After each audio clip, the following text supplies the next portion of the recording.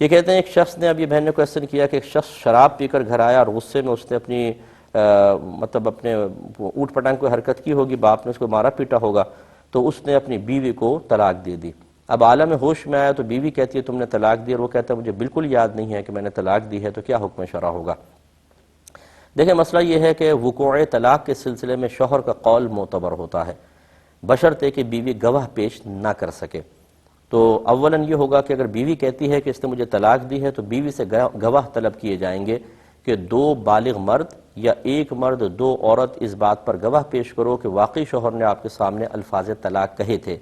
اگر بیوی وہ پیش نہ کر سکے تو پھر شوہر سے کہا جائے گا تم قسم کھاؤ کہ تم نے طلاق نہیں دی ہے۔ اب وہ کہتا ہے کہ خدائی قسم مجھے تو یاد ہی نہیں ہے کہ میں نے ایسے کوئی کہا تھا، تو شوہر کا قول معتبر ہوگا اور اس طلاق کو واقع نہیں مانا جائے گا۔ یہ ظاہری قانون یہی ہے۔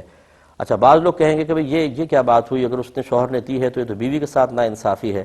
مسئلہ یہ ہے کہ یہ سچویشن اگر حقیقت پر ہو تب یہ آپ کو ناانصافی محسوس ہوگی۔ فرض کر لیں ایک عورت اپنے شوہر سے چھٹکارا چاہتی ہے، وہ شراب پی کر آیا اور اس نے طلاق نہیں دی، بیوی کہتی ہے اس نے مجھے طلاق دی ہے۔ اب آپ کہیں گے جی بیوی صحیح کہہ رہی ہوگی، طلاق دلوا دیں اور جدائی کروا دیں، بتائیے طلاق ہو جائے گی اس طریقے سے؟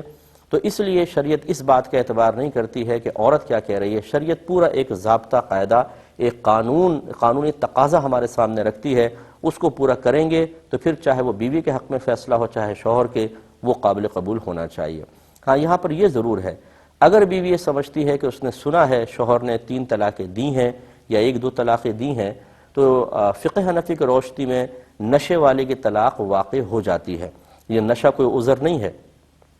اب فرض کر لیں اگر 2 گواہ ہوتے موجود، 2 مرد ہوتے اور شوہر لاکھ قسمیں کھا رہا ہوتا ہے کہ مجھے تو پتہ ہی نہیں حالت نشہ میں کہ میں نے طلاق دی ہے، اگر 2 آدمی گواہی دے دیتے کہ اس نے دی ہے، تو فقہ حنفی کی روشنی میں حالت نشہ میں ہونا طلاق کے وقوع کے راہ میں رکاوٹ نہیں ہے، اس کو کوئی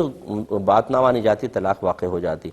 لیکن اب یہاں گواہ تو ہے نہیں۔ اب ایسی صورت میں فقہا نے ضرور فرمایا اگر بیوی یہ سمجھتی ہے، وہ سچی ہے واقعی کہ اس نے مجھے 3 طلاقیں دی ہیں، فرض کر لیں 3 طلاقیں دے دی ہیں، تو اب تو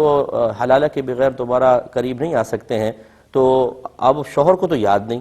تو یہ عورت جس طرح بھی ہو سکے اپنے آپ کو شوہر کے قریب آنے اور شوہر کو اپنے قریب آنے سے روکے، اگر روک سکتی ہے تو یہ روکنے کی کوشش کرے، اور اگر نہیں روک پاتی ہے تو تمام تر وبال اب شوہر کے اوپر ہی ہوگا، عورت اس سے بری ذمہ ہے۔